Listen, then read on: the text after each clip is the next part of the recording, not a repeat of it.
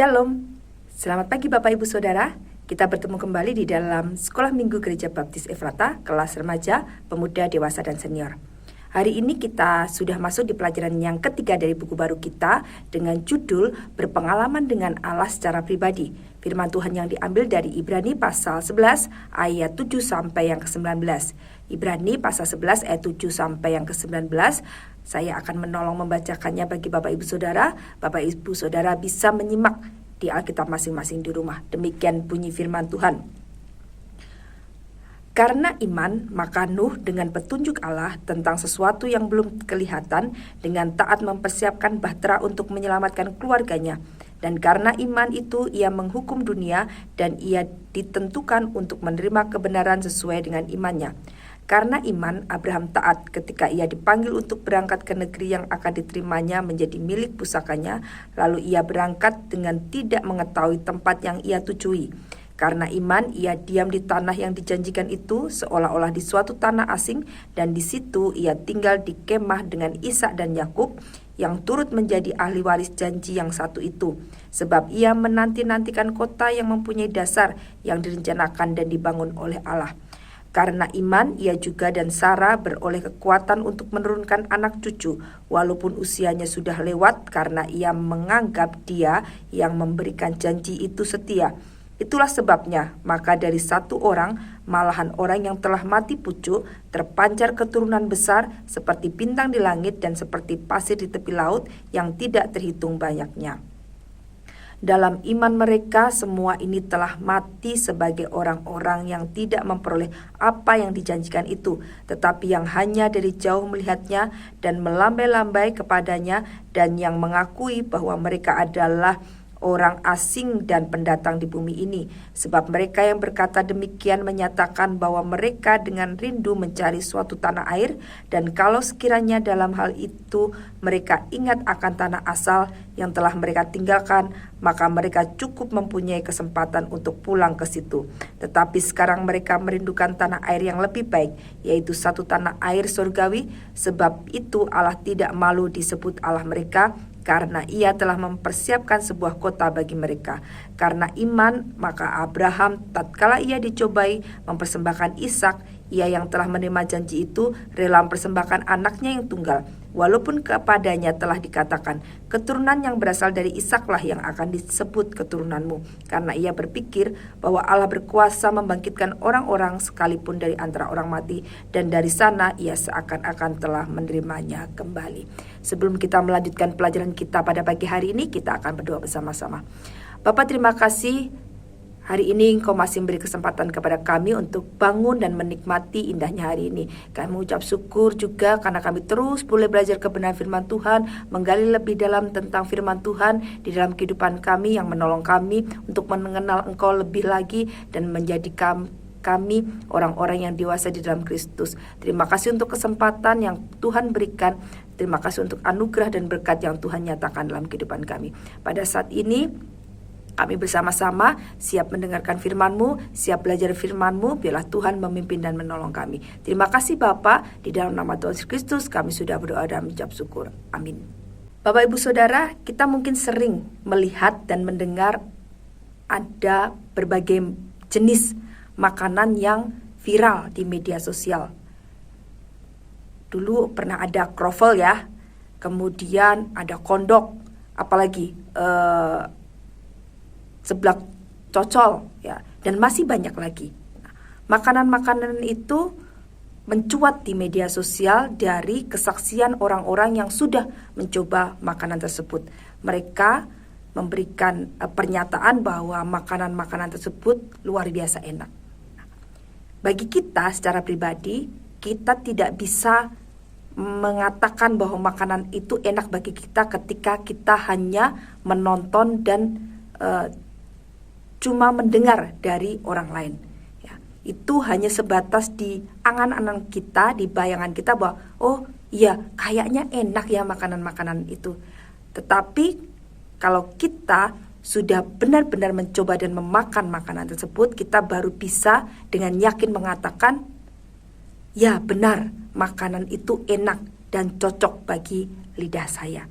Demikian pula di dalam kehidupan kerohanian kita. Kita mungkin sering mendengar kesaksian dari teman-teman kita, dari saudara seiman kita, bagaimana karya Tuhan bekerja secara luar biasa di dalam kehidupan mereka. Tuhan memberkati kehidupan mereka, Tuhan memberikan pertolongan di dalam kehidupan mereka, Tuhan memberikan jalan keluar di dalam kehidupan mereka, Tuhan berperkara secara luar biasa di dalam kehidupan mereka. Ketika kita tidak mengalami secara pribadi berpengalaman dengan Tuhan, maka kesaksian itu hanya sebatas sebagai pengetahuan. Kita mungkin mengatakan amin, luar biasa, tetapi itu tidak benar-benar menyentuh di dalam kehidupan kita.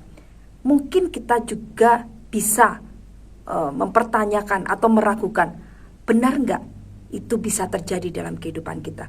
Tetapi ketika peristiwa itu terjadi secara pribadi dalam kehidupan kita, kita berpengalaman dengan Tuhan secara pribadi, maka kita pun bisa mengatakan amin, haleluya atas kesaksian orang lain oleh karena kita secara pribadi juga sudah mengalaminya.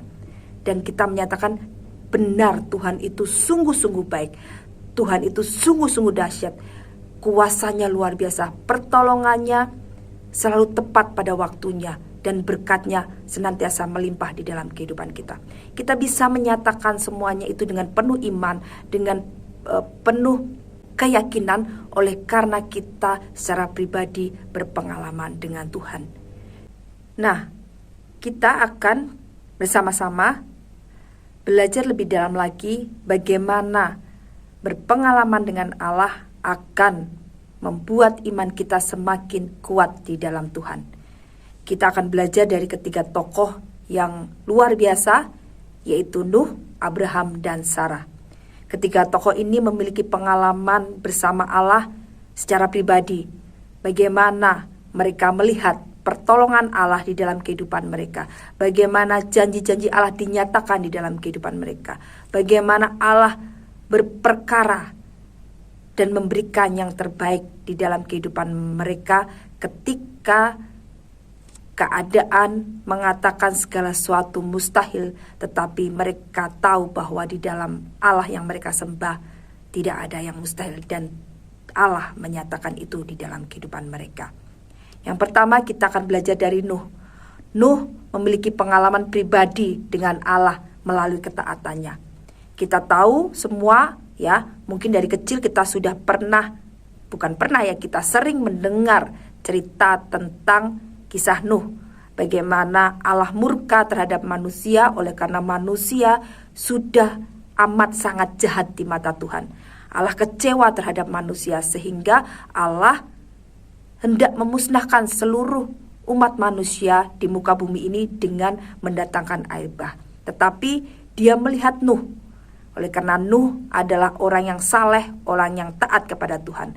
Allah menyampaikan sebuah perintah kepada Nuh supaya Nuh membuat sebuah bahtera dengan ukuran tertentu, dan Nuh harus menyelesaikan itu dalam jangka waktu tertentu.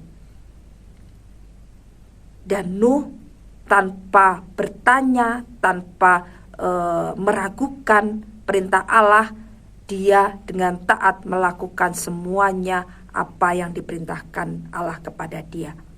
Padahal ketika melihat situasi, melihat lingkungan yang ada, mungkin cuaca dan musim yang ada, mustahil akan ada hujan yang datang begitu deras dan akhirnya menjadi air bah yang besar yang bisa memusnahkan bumi.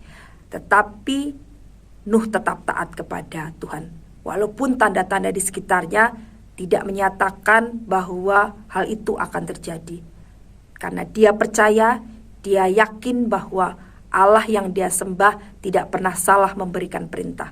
Oleh karena itu dengan taat dia menyelesaikan apa yang diperintahkan Tuhan untuk dia kerjakan.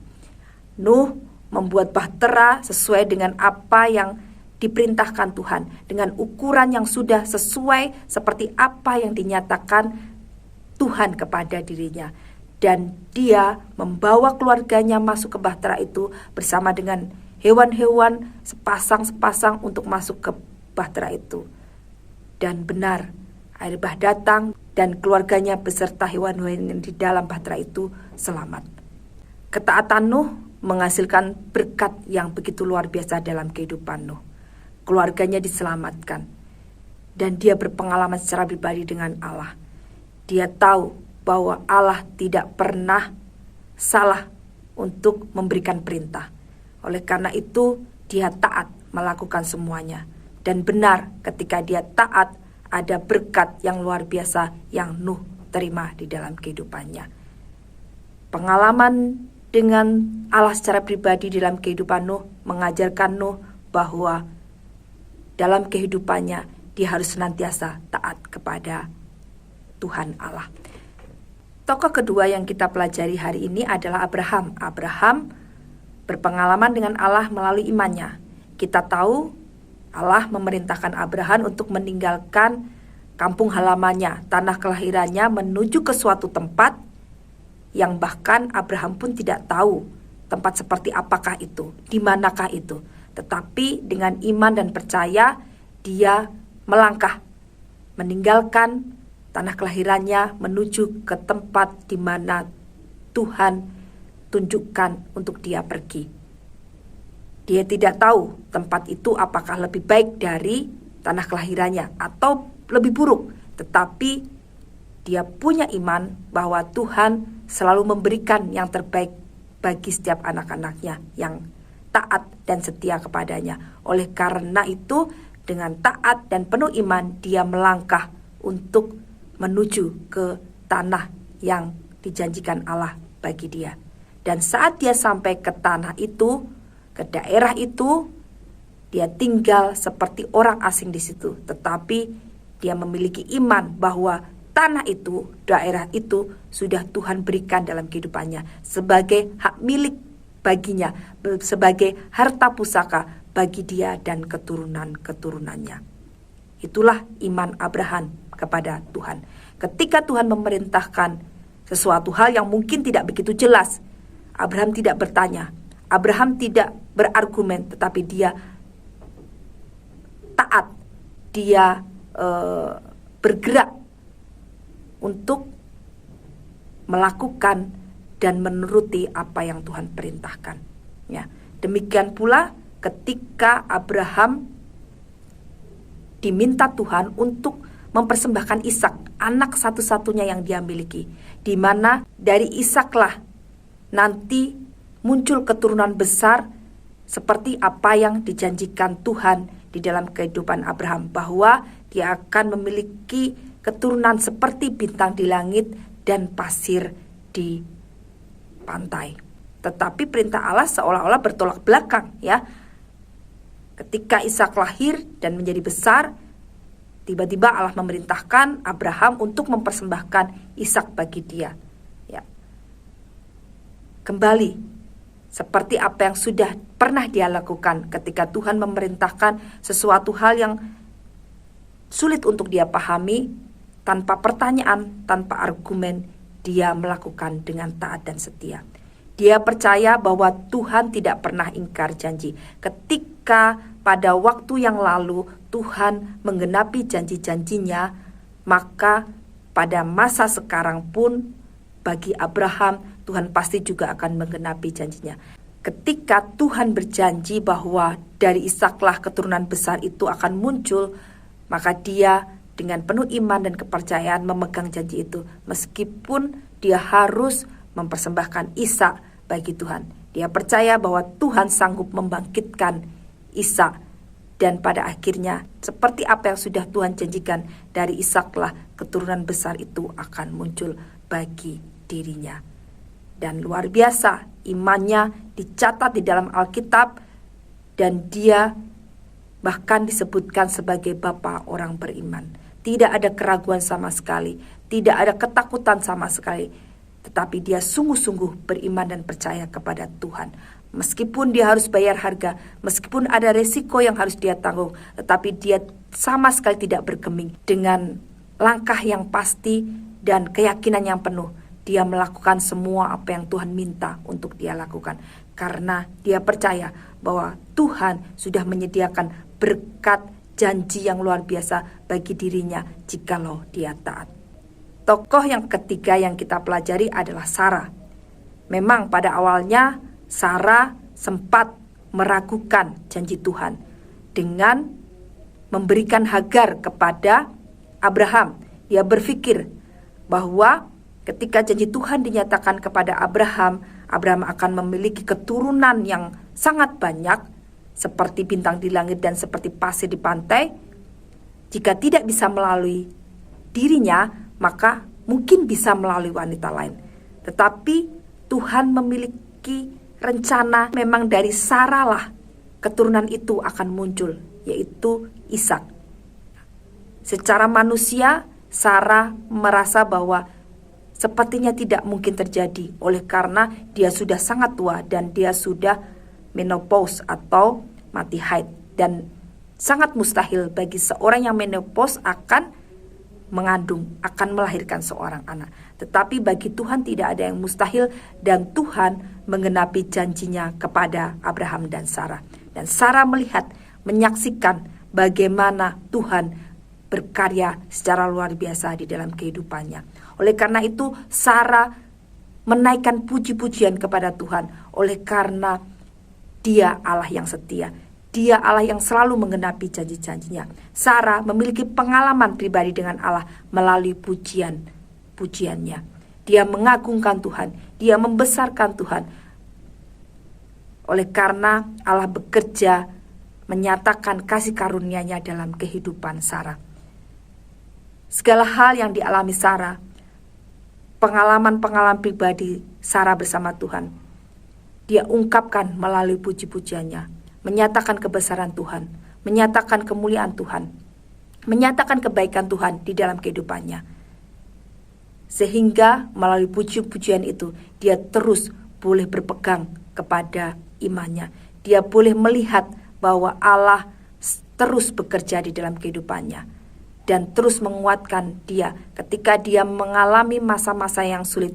Puji-pujian itulah yang menolong dia untuk mengingat kembali bahwa Allah sudah begitu baik dan Allah senantiasa ada bersama-sama dia. Allah yang tidak pernah ingkar janji, Allah yang selalu setia dan menggenapi janjinya indah pada waktunya. Nah, dari pelajaran hari ini kita belajar bahwa pengalaman bersama Tuhan penting di dalam kehidupan kita. Jika kita ingin terus memiliki iman yang semakin bertumbuh di dalam Tuhan, kita bisa menyatakan kebesaran dan kemuliaan Tuhan. Kita bisa menyatakan kebaikan-kebaikan Tuhan. Mari kita berpengalaman dengan Tuhan secara pribadi. Dengan cara kita mau taat, kita mau mendengar firman Tuhan, kita mau seturut dengan apa yang Tuhan kehendaki untuk kita lakukan. Kita mulai mengarahkan hidup kita kepada tujuan-tujuan yang Tuhan berikan dalam kehidupan kita. Kita berhenti untuk berpikir ataupun merencanakan segala sesuatu sesuai dengan keinginan kita, tetapi kita mulai berpikir dan merencanakan sesuatu sesuai dengan apa yang Tuhan ingin kita lakukan. Kita datang kepada Tuhan, kita berdoa kepada Tuhan, kita mohon Tuhan bekerja dalam kehidupan kita, memenuhi kehidupan kita, berjalan bersama-sama kita.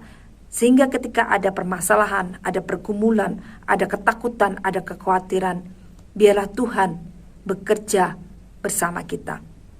Jangan pernah mengandalkan kekuatan kita sendiri. Jangan pernah mengandalkan orang-orang yang ada di sekitar kita. Tetapi mari andalkan Tuhan. Seperti apa yang dialami oleh Nuh, Abraham dan Sarah. Bagaimana mereka taat kepada Tuhan. Bagaimana mereka mau seturut dengan kehendak Tuhan. Bagaimana mereka mau mengandalkan Tuhan di dalam kehidupan mereka. Sehingga berpengalaman dengan Tuhan itu membawa mereka menjadi pribadi-pribadi yang semakin kuat di dalam Tuhan. Pribadi-pribadi yang memiliki iman yang luar biasa di dalam Tuhan. Kita pun bisa menjadi seperti mereka. Mereka adalah orang-orang biasa seperti kita. Tetapi oleh karena kepercayaan, iman dan ketaatan mereka, mereka menjadi orang-orang yang luar biasa di hadapan Tuhan. Oleh karena Tuhan ada dalam kehidupan mereka. Demikian pula dalam kehidupan kita. Kita orang yang biasa, tetapi Tuhan bisa memakai kita sebagai alatnya dan mengerjakan pekerjaan Tuhan. Hal-hal yang luar biasa bisa terjadi di dalam kehidupan kita ketika kita dengan sungguh-sungguh mau berserah kepada Tuhan. Kita mau taat kepada Tuhan. Kita mau mendengar apa yang Tuhan ingin nyatakan di dalam kehidupan kita. Dan terlebih lagi kita mau melakukan setiap kehendak Tuhan yang Tuhan ingin kita lakukan. Dan semuanya kita kembalikan untuk hormat dan kemuliaan bagi nama Tuhan. Maka kita pun bisa menjadi orang-orang yang seperti Nuh, Abraham dan Sarah, berpengalaman secara pribadi bersama Tuhan yang menolong kita untuk terus berpaut dan berpegang kepada Tuhan, untuk menolong kita untuk bisa melihat bahwa Allah kita Allah yang luar biasa, Allah yang mulia, Allah yang besar, Allah yang tidak pernah ingkar janji, Allah yang selalu menepati janji-janjinya. Meskipun ketiga tokoh ini pada akhirnya ada janji-janji yang belum digenapi oleh Tuhan selama mereka hidup. Mereka tidak bisa merasakan itu, tetapi mereka punya kepercayaan bahwa janji-janji itu akan dinyatakan pada keturunan-keturunan mereka. Dan benar kalau kita baca di dalam firman Tuhan, di dalam kitab suci, bahwa janji-janji yang sudah disebutkan bagi mereka pada akhirnya digenapi di dalam kehidupan keturunan-keturunan mereka. Demikian pula dalam kehidupan kita. Mungkin janji-janji Tuhan tidak bisa kita rasakan saat ini. Mungkin janji-janji Tuhan belum digenapi dalam kehidupan kita ketika kita masih hidup. Tetapi percayalah, janji-janji itu akan digenapi melalui anak cucu kita. Merekalah yang akan memperoleh janji-janji yang Tuhan berikan dalam kehidupan kita. Oleh karena itu, kita tidak boleh khawatir, kita tidak usah takut, kita tidak perlu ragu. Kita punya Allah yang luar biasa, Allah yang setia, Allah yang selalu menepati janji-janjinya. Berpengalamanlah dengan Tuhan, maka kita akan menjadi orang-orang yang semakin kuat, orang-orang yang senantiasa berpaut dan berpegang hanya kepada Tuhan. Mari kita berdoa bersama-sama. Bapa, terima kasih untuk pembelajaran-Mu hari ini. Kami bersama-sama boleh melihat teladan dari Nuh, Abraham dan Sarah, bagaimana mereka menjadi pribadi-pribadi yang berpengalaman dengan Allah, dan bagaimana mereka terus bisa merasakan kasih Allah dan janji-janji Allah dinyatakan dalam kehidupan mereka. Kami juga mau hidup seperti Nuh, hidup seperti Abraham dan Sarah yang senantiasa berpegang kepada janji-janji Tuhan, terus beriman kepada Tuhan dan berpengalaman bersama Tuhan.